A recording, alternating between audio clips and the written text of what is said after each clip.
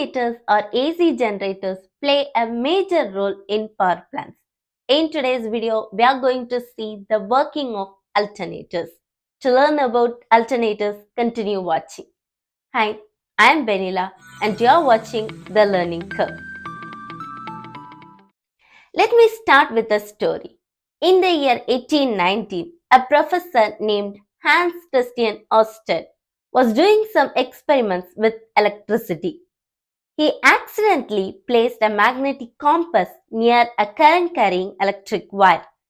He noticed the sudden deflection in the compass needle.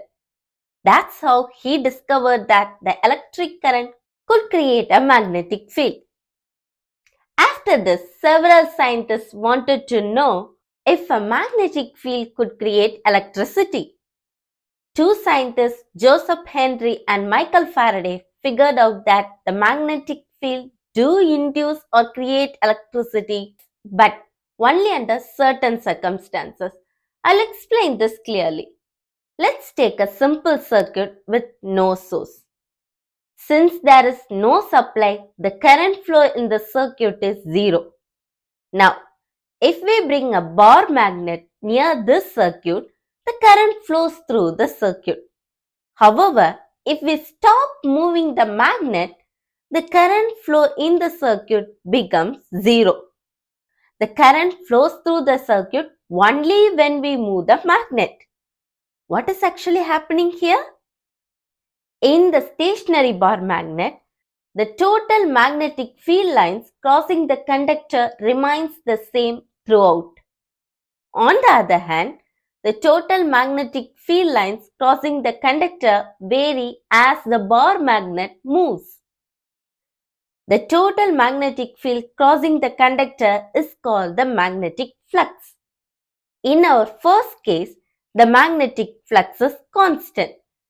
In our second case, the magnetic flux is varying. The current is induced only when there is a change in magnetic flux.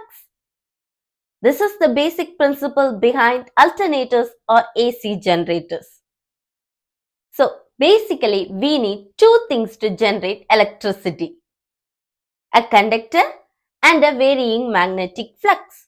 To get a varying magnetic flux, we need to move the magnet. Instead of moving up and down, the efficient way is to rotate the magnet.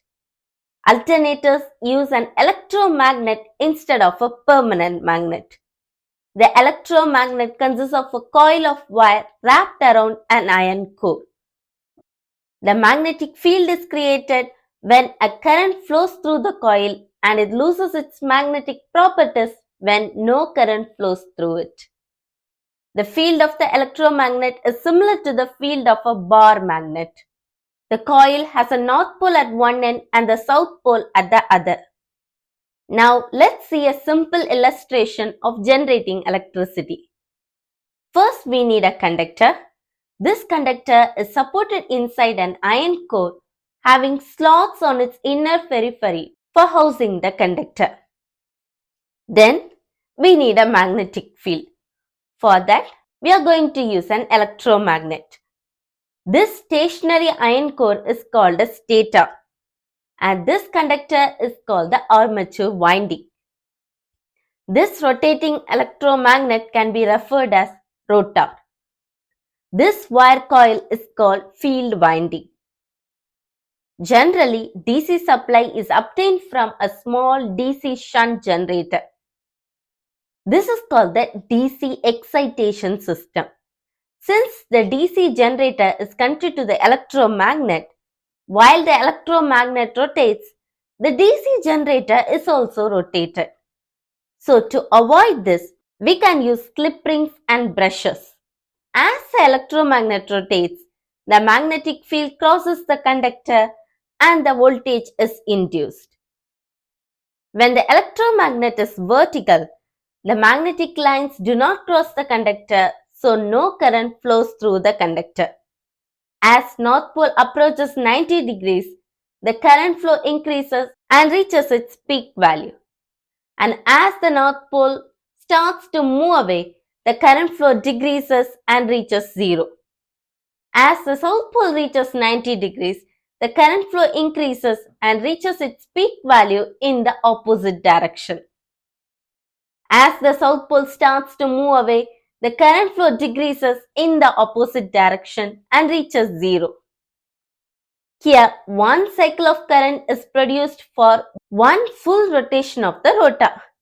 But not all rotors are built like this, with one north pole and one south pole. In this example, we have 3 north poles and 3 south poles. So here, each revolution produces 3 cycles of current. We know that electrical frequency is the number of cycles per second. It is very clear that the frequency depends on the rotative speed of the rotor and the number of poles. Let's say P is the total number of magnetic poles. Then, in this case, P is 2 and here P is 6. Let's also consider N as the rotative speed of the rotor in RPM. Then the frequency F is Pn by 120 Hz. N is also known as synchronous speed because it is the speed at which an alternator must run in order to generate an EMF of the required frequency. Now let's do a small math. Let's find at what speed a rotor should rotate to generate a 50 Hz frequency. We know N is 120 F by P. Here F is 50 Hz. Let's find N for different values of P. It is very clear that if the number of poles is high, the speed required is low. We actually have high-speed generators and low-speed generators. One of the main differences between these two lies in the construction of the rotor. The high-speed generators will have a smaller number of poles, while the low-speed generators will have higher number of poles. The low-speed generators are used in hydropower plants and the high-speed generators are used in thermal power plants. The output from our illustration is a single phase. That is because we have only one stator winding. If we include 2 more windings, the voltage will also induce in those 2 windings and we will get a 3-phase output. The armature winding arrangement is another whole topic. I'll cover that in some other future video. While explaining, I have used the words as electromagnet rotates a lot of times. But how to rotate this electromagnet? Or in other words, how to rotate this rotor? For that purpose, a turbine is used. If we connect the shaft of the turbine with the rotor, then as the turbine spins, the rotor will also rotate. To spin the turbine, either steam or water is used. That's all for today. Bye. See you in my next video.